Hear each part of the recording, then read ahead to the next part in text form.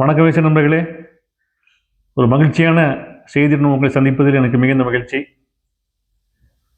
இப்போ பார்த்தீங்கன்னா தேங்காயோட விலை வந்து அதிகரிச்சுட்டு வந்துட்டுருக்கு. அதற்கான காரணங்களை வந்து நம்ம இப்போ பார்க்கலாம். இப்போ முதல் காரணம் என்னன்னு கேட்டிங்கன்னா, இந்த எல்லினோ பாதிப்பு. அதாவது பார்த்தீங்கன்னா உலகளாவிய அளவில் பார்த்தீங்கன்னா காலநிலை மாற்றம் ஏற்பட்டிருக்குது. இதனால் பார்த்தீங்கன்னா தென்னிந்தியாவில் வந்து வெப்பநிலை அதிகரிக்கும், மழை வந்து குறையுது.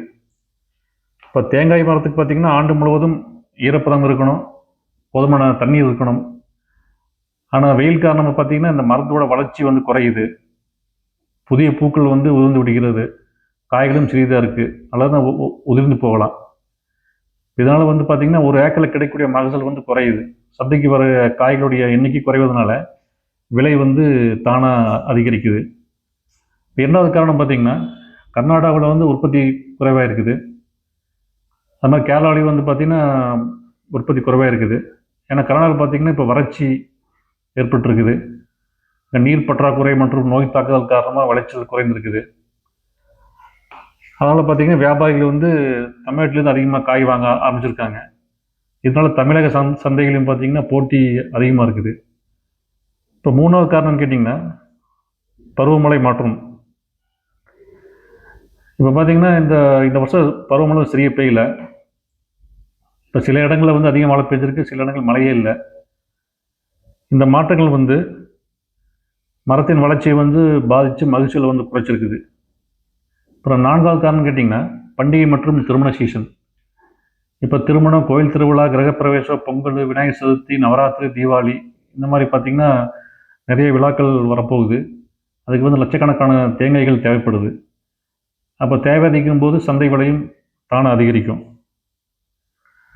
அப்புறம் அடுத்தது பார்த்திங்கன்னா ஏற்றுமதி அதிகரிப்பு. இந்திய தேங்காய் வந்து இப்போது உலக சந்தையில் வந்து நல்ல மதிப்பு பெற்றிருக்குது. அமெரிக்கா, ஐரோப்பா, மத்திய கிழக்கு, மலேசியா, சிங்கப்பூர் போன்ற நாடுகளுக்கு வந்து தேங்காய் அதிகமான அளவில் வந்து ஏற்றுமதி செய்யப்படுகிறது. ஏற்றுமதி அதிகரிக்கும் போது உள்நாட்டு சந்தையில் கிடைக்கும் அளவு குறைந்து விலை உயர்கிறது. அப்போ ஆறாவது காரணம் பார்த்திங்கன்னா விவசாயியிடம் வந்து இருப்பு குறைஞ்சிருச்சு. இப்போ கடந்த ஆண்டு வந்து விளைச்சல் குறைவாக இருந்ததுனால விவசாயியிடம் வந்து அதிகமாக இருப்பு இல்லை. வியாபாரிகளிடம் பார்த்திங்கன்னா பழைய ஸ்டாக் குறைஞ்சிருக்குது. இப்போ தேவை அதிகரிக்கும் போது இருப்பு குறைவதால் சந்தையில் போட்டி அது வந்து அதிகரிக்குது. இப்போ ஏழாவது காரணம் பார்த்திங்கன்னா தேங்காய் எண்ணெய் தேவை வந்து அதிகரிச்சிருக்குது. இப்போ வந்து Virgin coconut oil, gold press coconut oil, organic coconut oil இவருடைய பயன்பாடு வந்து அதிகரிச்சிருக்குது.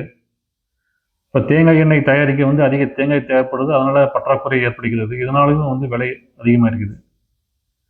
இப்போ எட்டாவது பார்த்திங்கன்னா கூலி மற்றும் போக்குவரத்து செலவு உயர்ந்திருக்குது.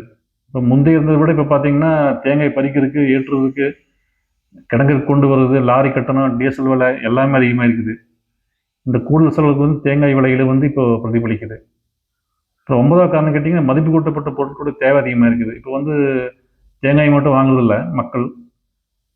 கோகனட் வாட்டரு, இளநீர், coconut milk, coconut powder, coconut chips, Virgin coconut oil, coconut sugar, desiccated coconut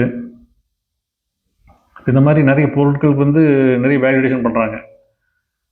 அதனால் அதுக்கும் தேங்காய் தேவைப்படுது. இப்போ இந்த மாதிரி காரணங்களால் இப்போ தேங்காய் விலை வந்து அதிகரிச்சிருக்குது. இது விவசாயிகளுக்கு வந்து ஒரு நல்ல செய்தி தான்.